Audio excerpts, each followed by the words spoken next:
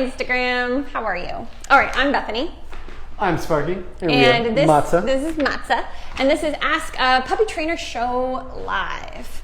We're far away today. Is that fine? Are we fine? Are we good? I don't know if we're that far away. Okay, all right. What do you think? Are we good to go? You should have the camera closer. Closer, yeah. Closer. Not the poor connection. There we go. We got a poor connection situation happening. Okay, guys, this is Ask a Puppy Trainer Show, episode 57. Our meeting ran. This is our way of not punishing each other. Yeah. For like garlic and onion breath. I like that. Okay. Hannah James. Wow, we got some long ones. All right, those will be mine. Okay. Hannah James says, we have a 10-week-old Groodle. What? It's a Groodle, unless it's a typo. It's a golden doodle, so the name for it, I googled it. Groodle. Groodle. We got more doodles than I even know the names for at this point. Who we've had for 2 weeks, waiting on our house to be finished. So he has been living in our bedroom apartment. We're on a ground floor. We do have a large patch of grass, however, no fences to let him off lead. That's not a bad thing. We've been taking him out to potty as part of the crate triangle routine, but he loves to play outside. Every time we go outside, he just wants to sniff, eat grass, and dig. Well, you did get a Groodle. Mm-hmm. Sorry, that nose, the golden nose. Mm-hmm. And these little guys, go to ground guys, they also love to dig. Oh yeah, I love him. Isn't he cute? Can everybody just appreciate the cuteness that is this dog? Oh, yes, I know you. Okay, you can go back. All right. Now we struggle to maintain control over him, even with a leash. We try to get him to come in. He ignores us. We have to, and ignores any treats we use to try to coax him in. Everybody gets frustrated. I'm so worried we're establishing bad habits. I feel like we have indulged him too much and let him play outside. Thank you so much, Hannah. You're probably right. Do you want to take this one? I want to take the first part, please. Oh, We lost Instagram. Is it back? It's back. Instagram is back. It's Okay. going in and out, so just Bear with us, guys. And if Instagram keeps going out, you can log into TikTok as well and check out the live there. Okay, so one, if you are taking the puppy out, they continue sniffing. It might also be that their need to go potty isn't as high as maybe it used to be. Maybe they're getting older, and it could mean that they need more time in the crate to build up the ability to hold the potty. So if I have a dog that's 4.5, 5 months old, I don't know, actually, 10 weeks. Well, 10 weeks is young. That's what, 2.5 months? Yeah, but if it's a standard Groodle, they can hold their pee longer. I was thinking young dog, small dog can only probably hold that bladder for about an hour to an hour and a half. A larger breed dog, even though they're not large yet, they might be able to hold it for like 2, maybe even 2.5 hours. Yeah. So I would say if I'm putting my puppy back in the crate and I'm taking him out 10, 15 minutes later and it's not enough time, jump up to 15 to 30 minutes in the crate, try the 30 for the first time, and the second window, if they got to go back to the crate again, only give them maybe like 10, 15 minutes and test that out. And if you're doing that every single time they're going to the bathroom, just up your crate to 2.5 hours right off the bat. And then next time you take them out, you get the potty right away. That means that they just needed more time in the crate because they're learning how to hold their bladder for a little bit longer. And due to that, you can probably extend the crate time. Yeah. I'm gonna let you have the food work because we just talked about food work. I know. What's your favorite? You stop that That's right a now. favorite. He's being ornery. You guys don't know it, but he's being ornery. Okay. With this sweet face, how can I ever be? Take. He says he knows you better. He likes you. He does like me better. So, God. Okay. So just to kind of jump off what he said is, it's normal. Even if your dog is on the smaller side and does need to potty, it's still normal for them to go outside and be overwhelmed with stimulation, smells, even if nothing's going on, just the smells and being alive. I mean, it's a little puppy. And it's just like a toddler. Paused due to poor connection. just stuck to TikTok. I know. I'll just talk over here. But anyway, what was I saying? Oh, just like a toddler that has to grab everything and won't sit still unless you put him in one of those carriers, okay? So when he goes outside, he's really, really excited, overstimulated, and forgets that he had to potty. What I would suggest is go outside, give him 3 to 5 minutes tops on the leash, keep him moving, or walk him away from his potty area and back to it, and have food on you from the beginning. So don't use food as like a desperate, on the back end. Let's just go outside knowing that you're gonna work him for food. Sit, food. Come, rock backwards, take a few steps back, piece of food. If he won't do that, then you need to do this more in the house, because that means that the routine is not familiar enough to where he'll work outside with distractions. So you need to make sure that you're doing those things in the house every day, 5 to 15 minutes, multiple times a day, okay? So 5 to 15 minutes, multiple times a day in the house. Sorry if I'm repeating myself a lot. We're having connection issues on the gram. Okay, so anyway, you take him outside, try to get him to focus. If not, don't even worry about it. Build up your indoor focus. He gets 3 to 5 minutes, and then put him back in crate for 15 minutes, hopefully, or the up to 30, like he mentioned. Hopefully what happens is he goes back in and his system settles and he's like, oh crap, I really had to go. And he'll be faster on that second outing. And honestly, you might have said this. I was looking at this adorable puppy, but honestly, he doesn't get any out time until he potties. If you know it's time for him to potty. No playtime, no free time. It's based around the actual potty. Right. So he goes, it's 3 to 5 minutes, and then back in crate, 15, 20, 30, whatever you feel is appropriate.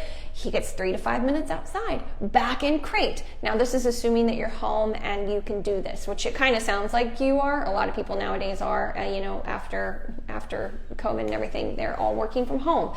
And so that can be a really great opportunity to keep up this rhythm, to show him that it's urgent. When you go outside, you potty.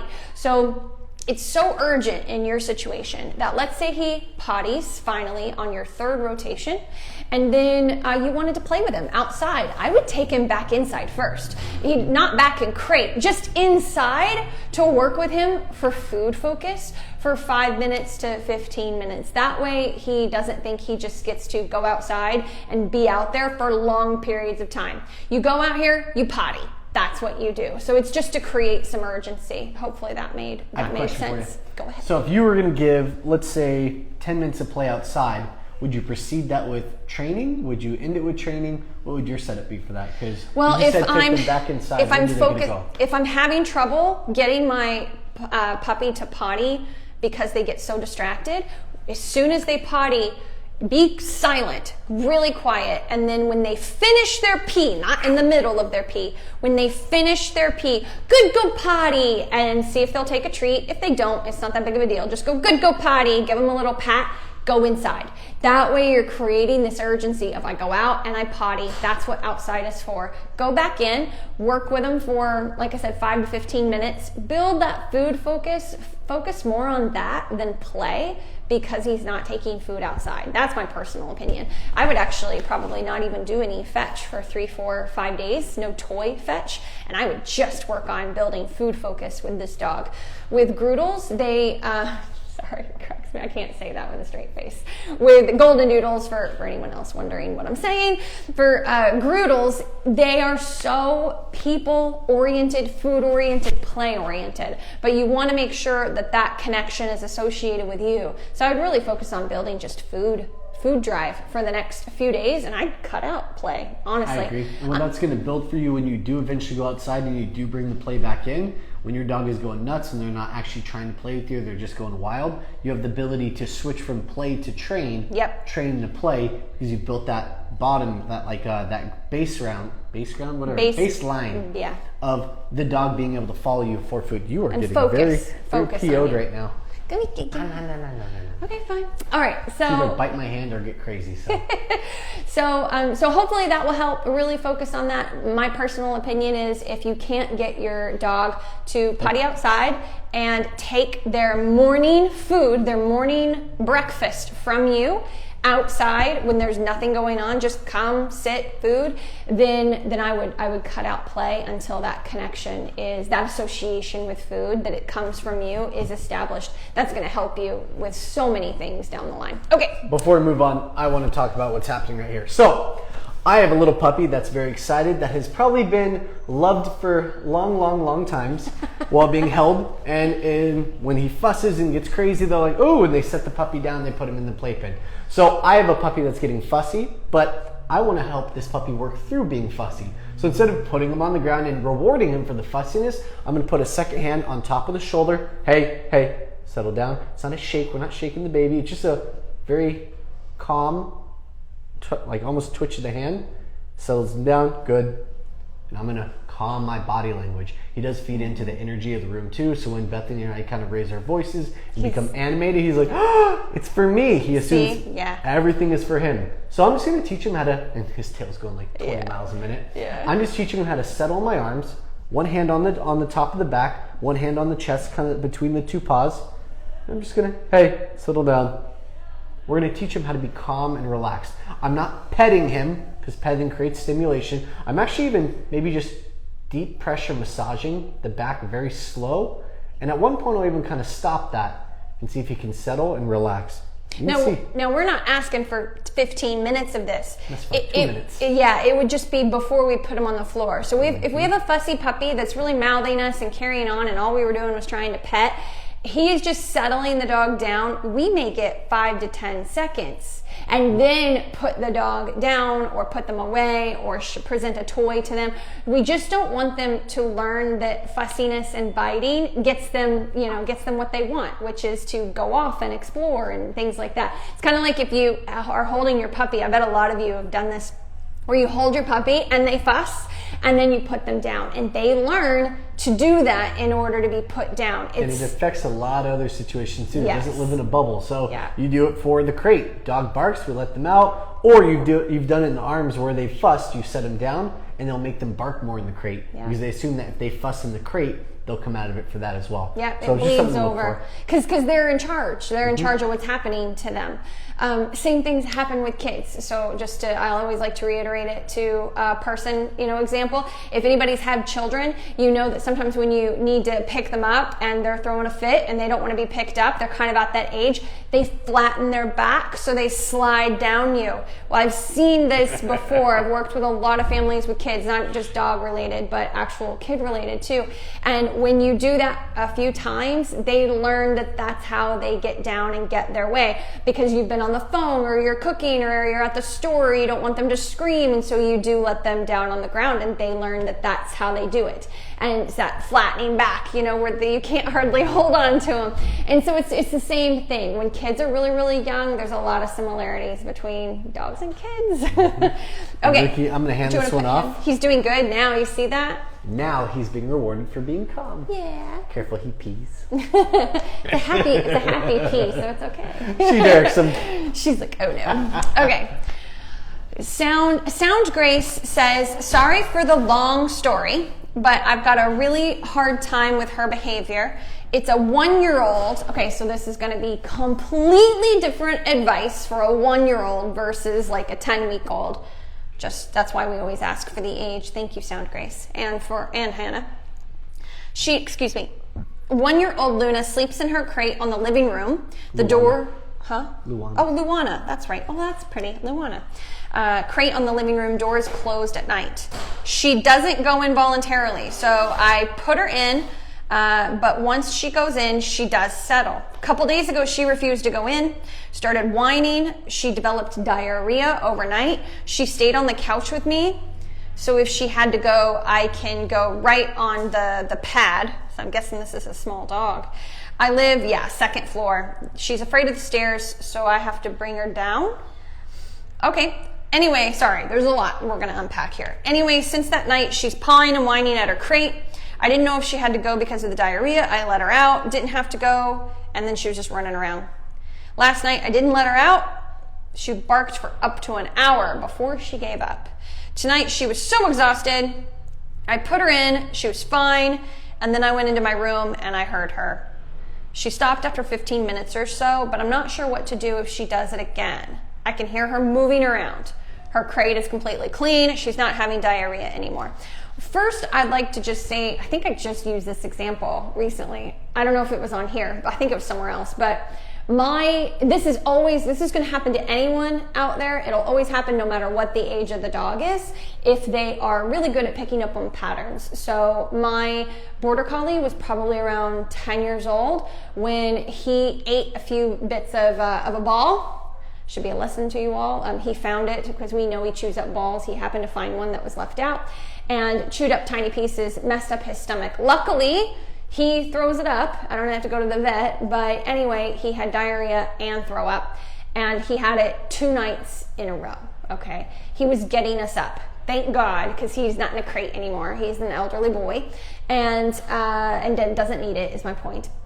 So anyway, after those 2 nights of taking him out, he did the same thing to us. As soon as he saw light outside, which was like 5, 6 a.m., and this was before the time change, he was waking us up. So we kept taking him out. And then you just run around the yard like a maniac and waiting and waiting. And after 2 mornings of that, it's like, okay, no more.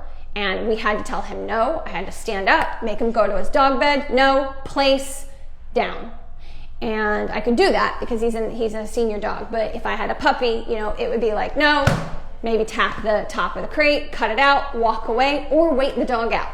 In your situation, Sound Grace, it sounds like Luana is learning that you're not going to come back in and check on her. Okay, so it sounds like you could probably just wait this out. She barked for an hour, then she messed around for 15 minutes. So it sounds like you might be able to just leave her be and she'll settle in. What I would like you to change, because I think this is a slippery slope, is when things get tough, her being resistant to going in crate, we call it house, going in house is starting to have some problems when you guys are challenged by something. So I want to make sure that during the day, every day, you do 10 to 15 repetitions. You can use food if you want. With a 1-year-old, it's kind of optional, but you want to do it very calmly. The dog has to be on leash, not a no compromise is what I'm trying to say. No exceptions, and on leash. And you go crate. I don't care if you toss a piece in or lure her in. Have her sit or lay down, whatever she's good at. Pause. She should never come out of the crate when you open the door unless given permission. So how you accomplish that is when you open it a couple inches and she kind of nudges forward, no, and just shut it. You don't have to latch it again, but you just shut it. It's spatial pressure. Eventually, it should teach her to back off. Then you call her out of crate once she can look at an open door and wait for permission, okay? It just takes some repetitions. They usually get it pretty quickly. So you do that 10 to 15 times during the day. That way crate becomes a command that you follow, not just something where I stick you in where I'm gonna leave. Do that every day for 2 weeks, okay? And then I want you to do it a few times before you put her in at night. So she's on leash, crate, come, crate, come, crate, come. She's sitting or laying down. Unclip the leash or take the harness off of her while she's in crate, if you're physically able, while she's in crate. And then shut the door and walk away. So again, that's just so it doesn't represent one thing. And when you do give food, it's not good job, it's crate, good, pause for a second, then deliver the food. So everything is very calm, very matter of fact. Do you have anything to add? No, you got my crate part. That's what I was going to add. Don't give food for when they come out of the crate. Only give for when they go in. That's a good You don't tip. want to reward them for coming out because then they want to shoot out even quicker. Yeah. The biggest thing is just putting them in there. The only time we usually add food for come is because a lot of puppies will go in and they're like, well, I'm supposed to sit or lay down and stay in here, or they're sleeping, or we do what he said, and they learn that they only get food in the house, in the crate, and they won't come out, which is really funny when that happens. Then you can use food. Another one too is the scratching in the crate. So if I know the scratching happens right away, right as I leave the room, what I'll do is I'll cover the crate. It should already be covered anyways. Cover it with the little noise machine to help them settle. I'll cover it up. I might even do like a little fake, like I'm walking, close the door, tiptoe back to the crate, and I'll just wait. And when I hear the scratching, it's like a, hey, settle down. Not the dog, the crate. Not the dog. Not the dog. It's, hey, settle down on top of the crate. They freeze because they thought you were gone. Yeah. Kind of trick them a little bit. And you casually walk over, open the door, close it again, walk back to the crate, wait 10, 15 seconds, nothing, no sound, open the door, leave, close the door, and they're still kind of thinking like, is he there?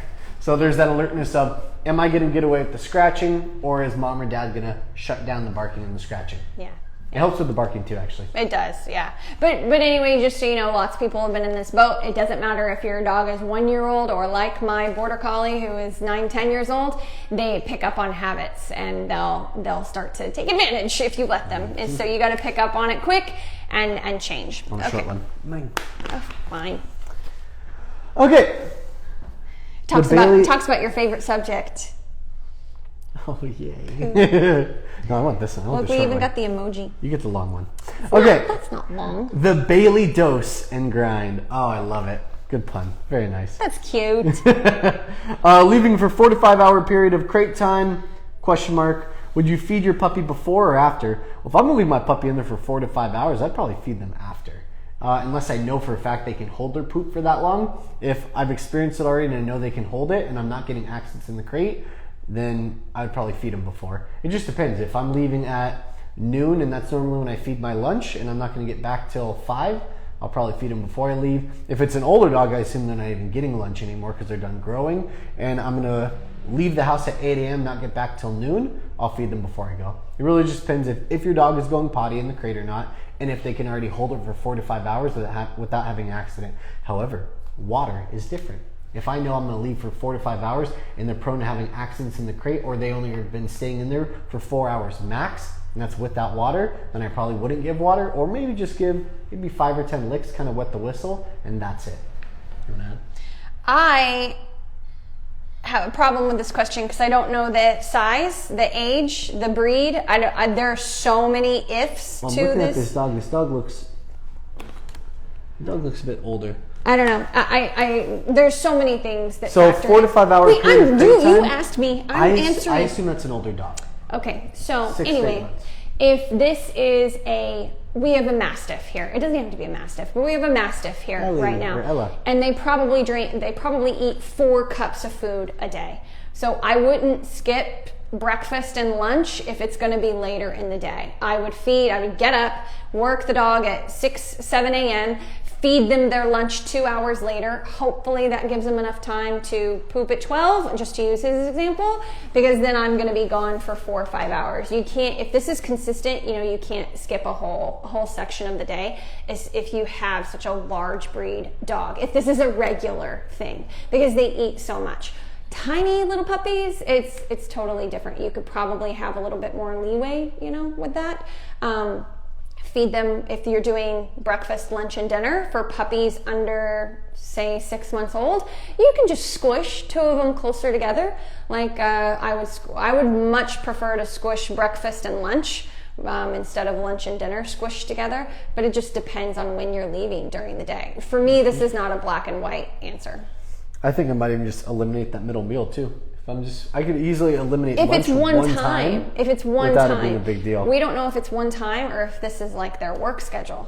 Yeah. Which is every day. And there's a question mark after 4 to 5 hour period of crate time. I think they're asking, can we leave a dog in there for 4 to 5 hours? If the dog is doing good, it's fine. Yeah, and if it's a little bit older too, if it's a really young baby dog, I would honestly put a crate, like a playpen, with a crate attached to it and a little potty pad on the opposite end, and have the water bowl, like a little amount of water closer to the crate, so far enough away from the potty pad, so even when you do eventually wean off of the potty pad, they don't assume that they can pee inside the crate and stuff like that.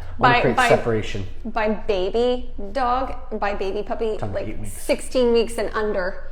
Large breed dogs, maybe a little younger. Okay, Yeah. He's got a second part to it. Jumping up, mouthing, and humping. How do we stop these, or will he grow out of these? No, he doesn't grow out. No dog grows out of this. It has to be worked on. It sucks that this is still a legitimate question. I'm doing my 3 strike rule.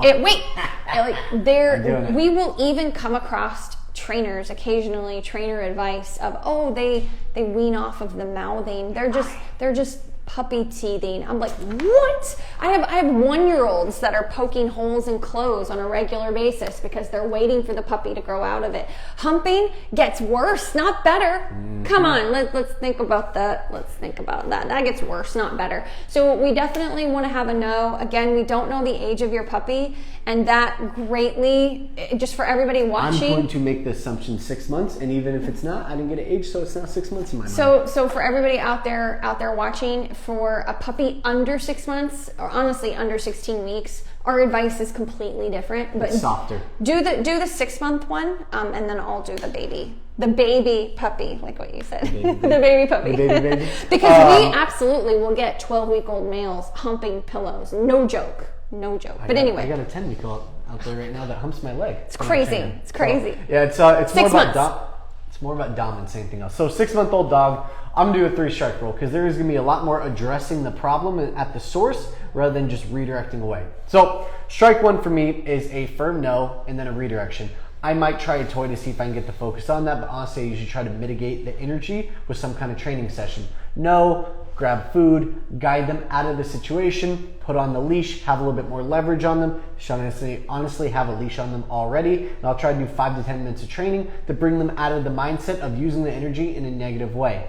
That may not work. Honestly, it probably won't, especially if the dog is super amped up. Strike 2 is addressing the problem at its source. That is, grab leash, lift up, push out your arm, step in firmly, and push into them with a firm no. That's called spatial pressure. We're pushing them back and claiming our space and kind of defending our space. So when they try to jump on us again, I might bump them with the leg, step in, firm no, lift up, slow slack. When they settle, they jump up again, pressure up, step in again, slow slack until I can get a moment of them going, take a breath, and then again, food redirect, back to place, come sit down, stay, place down, stay, heel, down, stay, heel. Bring the mentality to training to get them out of the craziness. But again, I don't know if Bethany's gonna agree with this one.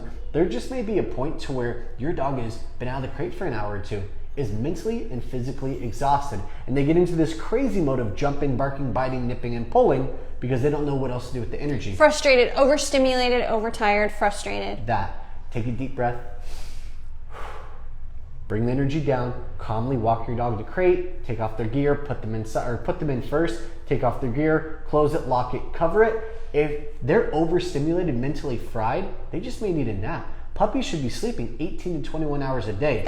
Wait, you're getting into puppy territory. That's not 6 months old. 6 months old. It's like 12 to 14 hours. And that's because they have more energy. But honestly, I still want them sleeping 14 to 16. Resting. I just don't resting. Yes, I just don't expect them to sleep 18 to 21 hours anymore. Yeah. But I still have the expectation that they should be getting A, B, and C amount of rest throughout the day for them to be a well-balanced pup and be able to calm themselves down and regulate their energy a little bit better when they do eventually come out of the crate.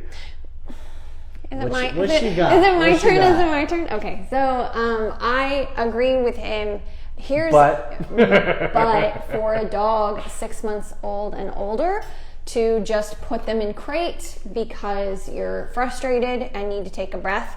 For me personally, I think that, and I'm not trying to be mean, but be mean, come on. I'm sweating. Okay, so for a dog 6 months or older, if you need to do that, then you need some one-on-one help in the home because you're not communicating with your dog in a way that the dog is understanding, because you shouldn't have to do that with a dog that's 6 months or older unless there's more serious behavioral issues, and I don't think that there is. So that is my nice way of saying you just can't control your dog yet, and that's okay. And you need help. I'm not trying to be mean, but if your dog is 6 months or older and you do what he said and it's just not working, you need more food work, more food focus, more calm, balanced training.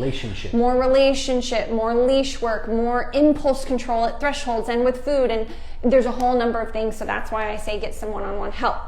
If your puppy is under 6 months old, or honestly, under 16 weeks old especially, you need to pet your puppy less. This actually goes for the older one too.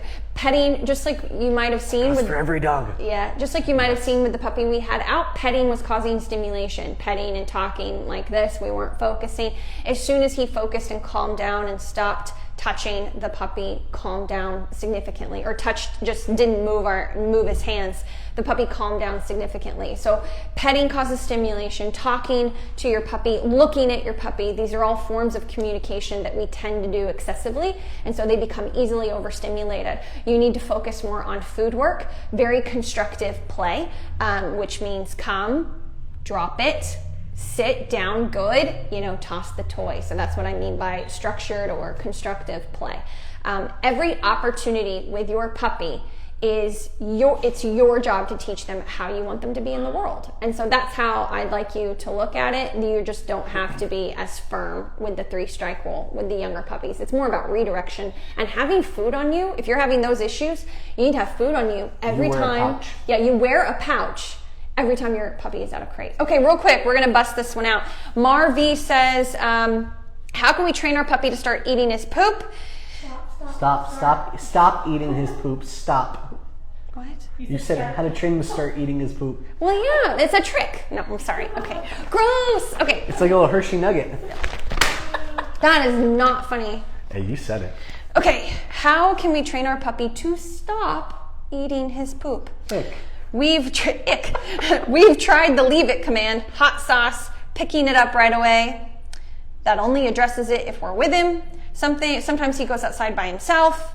I don't know, any thoughts on this? I don't know how old your puppy is. That definitely makes a difference. If your puppy is a certain age, I'm sorry, but your puppy can't go outside by yourself. You eliminate access. You eliminate access, yeah. So if your puppy is 6 months old or older, there are definitely things you can do to make poop eating less fun, but we don't really talk about them on here. You can honestly go on Google. I've heard of some crazy ones, but if they work, I haven't tried it, but I had a client who, no joke, got balloons. And every time, and would let their dog outside knowing there was poop in the yard and would pop a balloon and be very neutral. Pop every time he would go to eat the poop. So it's just, I'm not kidding. Like there are crawling through the trenches looking for the poop. Yep, there are definitely some things out there that you can do. I've heard adding pineapple. You got to be careful with pineapple because citrus is toxic to dogs. But you can do a coprophagia. That's one of them. What? Say that again. Coprophagia. COPRAPHAGIA. Try it to add to his food. Honestly, though, Yeah. all of this is a crutch. That is a crutch to not get your dog to eat the poop. If you're coming to us because you don't want crutches, you want training solutions, you want tools. What you can do to help your dog is stop giving them access to go outside.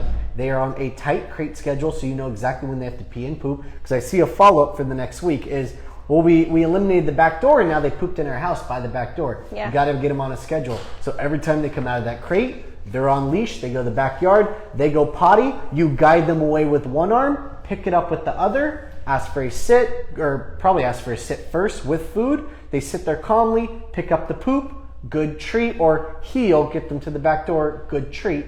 So at least in the future, then it could be a long leash for a week or two. They poop on the long leash, and when they're done, dog come. Instead of picking up the poop, you've created food drive, dog come to the back door, bring them inside the house, sit, good treat, close the back door, and then go pick up the poop. But you still got to do it every single time. You have a habit of poop eating. You no longer have a dog that... You have a habit. You human, you. Stop eating poop. No, but your dog has a habit of poop eating, and you got to break the habit. But honestly, first couple times, it's an issue. 5 to 10 times, it's a problem. Over 10 times, you have a habit. And it might take you about 2 to 6 weeks in order to break that habit. Even being nice. Even if you were to do blocking, because that's what I'll do for like shoes and things like that puppies are chewing. No, like I don't just take it away and put it away. I put it on the ground and we focus on blocking that this is not yours. And I move into my dog. I make my dog or puppy give space if it's like over 16 weeks old. Make the puppy give space, but if you're not around, they will still always do that, if that makes sense. It takes one-on-one training with a personal trainer to teach your puppy how to leave a cake alone on the counter without you in the room.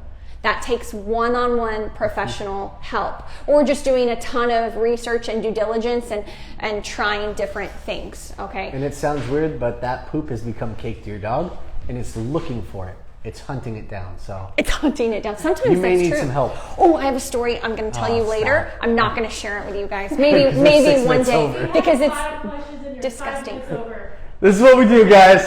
We'll be here all week. This is what we do. All right, guys. We'll see you next week. Same time, same place. Bye. Thank you for joining. Oh, and if you have any more questions, you're also welcome to join our online school. We do another live at 4 p.m. on Wednesdays for that one, but you got to be in the school for it. Yep.